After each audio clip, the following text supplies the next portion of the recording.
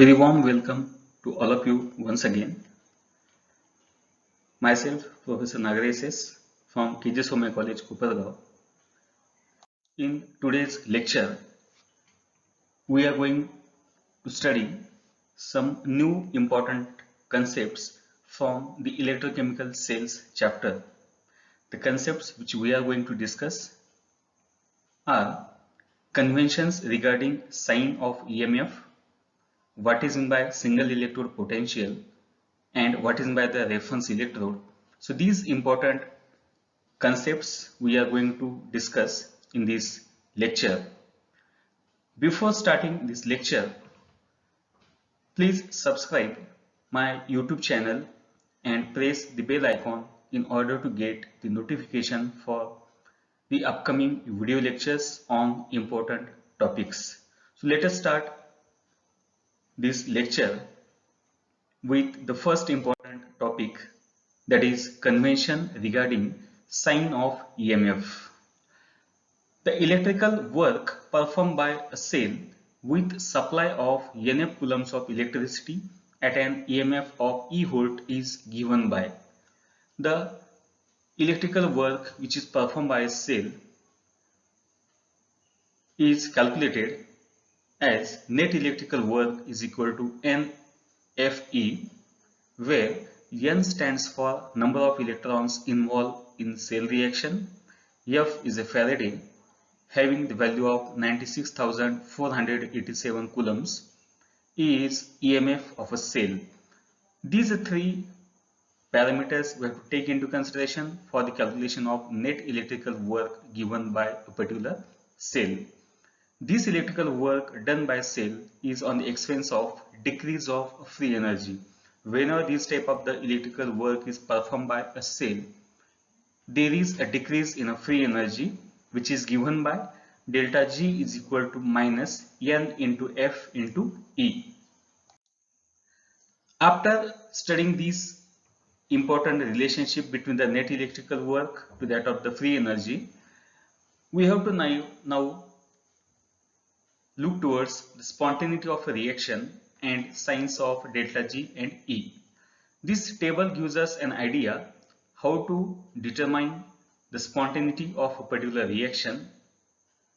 Three types of the reactions are there: spontaneous, non-spontaneous and equilibrium. What are the different conditions for the delta G and E? So that we have to study. The first type of reaction is spontaneous. If a reaction is spontaneous, it must have the delta G value negative. The sign for delta G must be negative, while the sign for EMF must be positive. If the situation is like this, that reaction is called as the spontaneous. While the sign for delta G, if it is a positive, while the sign for EMF, if it is a negative, then that type of reaction is called as the non-spontaneous reaction.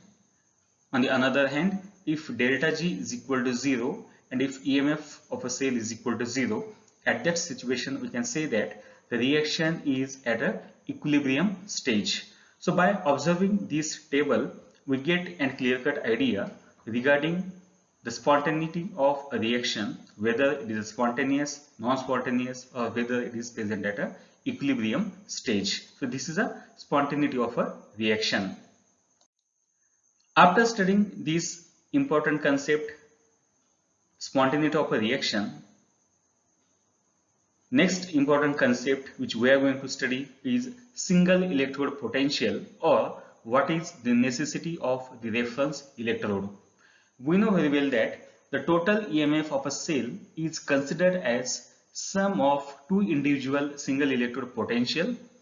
It may be calculated from one of the following relation. The output of any particular cell is nothing but its EMF, and this EMF is nothing but the summation of two individual single electrode potential, one for oxidation electrode and second for is the reduction electrode. So these are three different relations are commonly used for calculating the cell. First is a EMF of a cell is equal to oxidation potential of LHE plus reduction potential of right hand electrode. The second relation is EMF of a cell is equal to oxidation potential of left hand electrode minus oxidation potential of right hand electrode. And the third important relation is EMF of a cell is equal to reduction potential of right hand electrode minus reduction potential of left hand electrode. When we measure E cell potentiometrically, we get only the potential difference between the two electrodes. Whenever we get the value of EMF from potentiometer, at that situation we get only the difference of the potential between the two electrodes. In this case, we cannot determine the potential of individual electrode. This type of the determination has one drawback. We cannot get the potential of the individual electrode, only we get the difference between these two potentials of the electrodes. In order to determine single electrode potential, it is necessary to couple the electrode with another electrode having either zero or known potential. If we want to calculate the single electrode potential, so at that situation we have to couple that electrode with such a type of the electrode which having a potential either equal to zero or having the known potential. But no electrode with zero potential is there, so we have to use some standard or reference electrode. As no electrode is there with potential equal to zero, so in this situation we have to use some standard or either reference electrode. For this purpose, standard hydrogen electrode is considered as reference electrode whose EMF at all temperatures is taken as zero by convention. So for this purpose, we have to use here a standard hydrogen electrode that is considered as a reference electrode, and for this electrode its EMF is considered as zero at all temperatures. The electrode whose potential is to be determined is then coupled with a standard hydrogen electrode, that is SHE, and EMF of a cell is obtained potentiometrically as. If we want to calculate single electrode potential of an electrode, we have to couple that electrode with another electrode that is called as the reference or standard hydrogen electrode, and in this situation the EMF of the cell is calculated as E cell is equal to EMF of the electrode plus EMF of the standard hydrogen electrode. So from this equation we get the EMF of the total cell. Once we know the EMF of the cell, then we are interested to calculate potential for the electrode, and that is equal to EMF of a cell minus potential of standard hydrogen electrode. This equation may be written as potential for electrode is equal to EMF of a cell. This is due to as the EMF of this standard hydrogen electrode, in this case by mistake it is E cell, but actually it is a EMF, it is a potential for standard hydrogen electrode is equal to zero, and that's how we can say that the potential for this electrode is nothing but the directly equal to the particular potential for a cell. This is by mistake, it is a actually potential for SHE. Potential for SHE, that is a standard hydrogen electrode, is equal to zero. So in this case we can say that whenever we say that the single electrode potential is equal to the potential of the cell when we couple an electrode with a standard hydrogen electrode. Now we are interested to know the definition for the single electrode potential. Single electrode potential of an electrode is itself the EMF of a cell which is formed when the electrode is coupled with standard hydrogen electrode. So whenever we couple the given electrode with the standard hydrogen electrode, so under that circumstances the single electrode potential of an electrode is itself the EMF of the cell, and this is the meaning of single electrode potential and necessity of the reference or standard electrodes. After studying this single electrode potential, now we are interested to know what is meant by the reference or standard electrode. The electrode whose potential is accurately known is called as standard or reference electrode. These electrodes are of two types.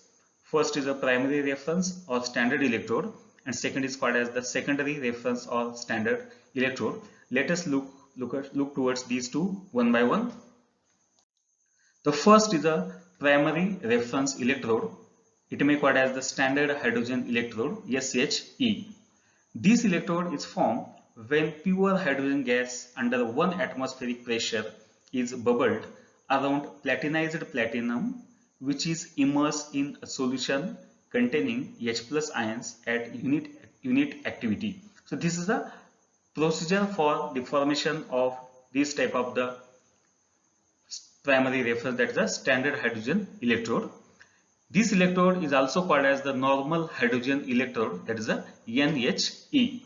This electrode is represented as platinum having the negative charge, vertical line H2 having the pressure of 1 atmosphere, vertical line H plus, in which in this solution the activity of this H plus is equal to 1, and the AMF of this particular hydrogen gas electrode, that is the potential of this hydrogen gas electrode, is equal to the 0.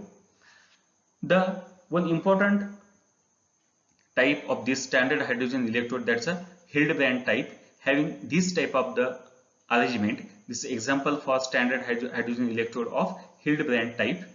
This is a figure of this particular standard hydrogen electrode, in which it consists of one glass vessel, in which this is one glass tube.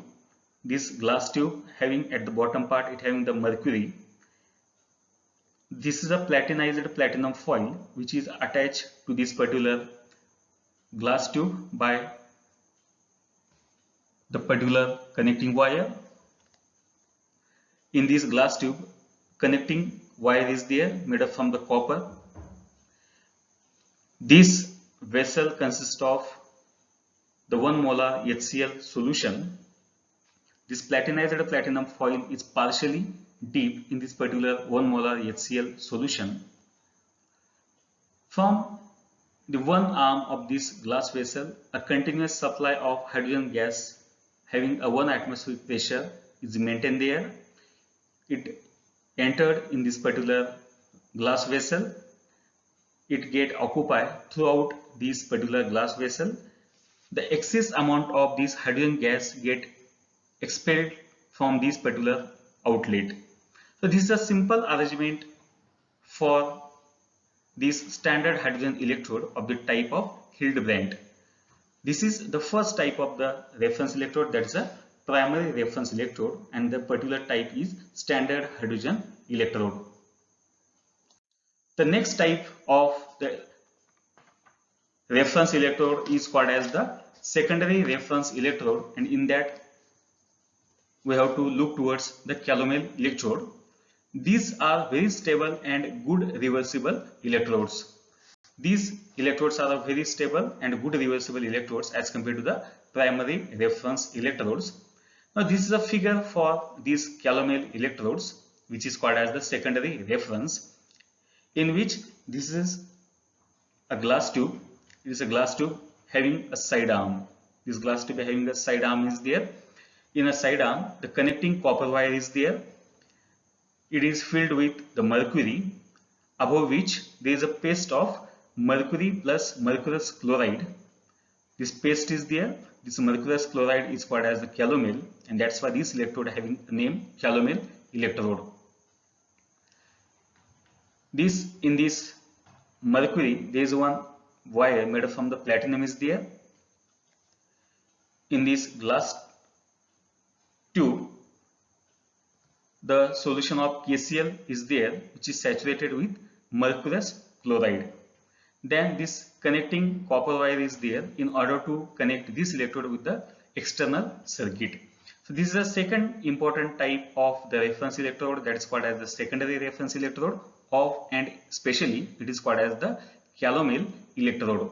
So these two type of the electrodes are commonly used in order to calculate the single electrode potential of the given electrode by coupling them with this particular either primary or secondary reference electrode. So in this lecture we discuss about some important concepts. The first important concepts which we studied here, that is the spontaneity of a reaction by taking into consideration the sign of delta G and EMF of a cell. After that we'll studied here what is meant by single electrode potential. After that we studied here what is meant by the reference or standard electrode, what is the what are the types of reference electrode, primary and secondary reference electrode. In a primary, we discuss in a brief the standard hydrogen electrode, and in a secondary reference electrode we discuss about the calomel electrode. So these are some important topics in this chapter. In the next lecture we will study some important topics from the same chapter. So with this I stop here. Thank you so much.